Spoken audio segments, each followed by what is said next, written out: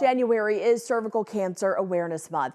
Now, cervical cancer is caused by the human papillomavirus. It's a slow-growing cancer that can affect women of all ages. A local medical expert is weighing in on the importance of screenings. KTIV's Katie Koppel has tonight's Healthbeat 4.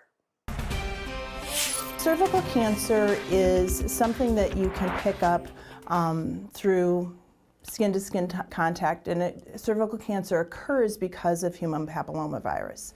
Human papillomavirus is spread through skin-to-skin contact, typically through sexual activity, and most don't have any symptoms at all. There are about 200 different human papillomavirus in the world. Most of them we catch and we get rid of. There are 14 of them that are very highly aggressive if they come in contact with the cervix. Those highly aggressive types cause cervical cancer, a slow-growing form of cancer impacting women. It's slow growing, and so you can be exposed as a young person but not have it show up until you're later in life. The only way to catch it is through routine health screenings and tests. The screening tests that we look at are both checking for abnormal cells, and they're also looking for the virus that causes cervical cancer, human papillomavirus. Those screenings involve an HPV test and pap smear, beginning at the age of 25 and happening every 3 to 5 years through the age of 65.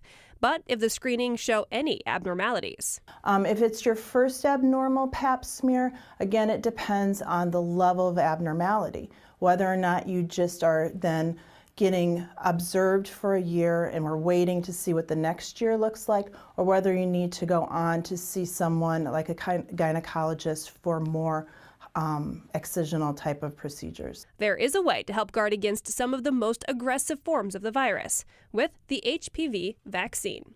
For Healthbeat 4, I'm Katie Koppel. If you need to get screened, you can call your primary care doctor or contact the Siouxland Community Health Center of Nebraska. We have that information inside this story. It's online right now at KTIV.com.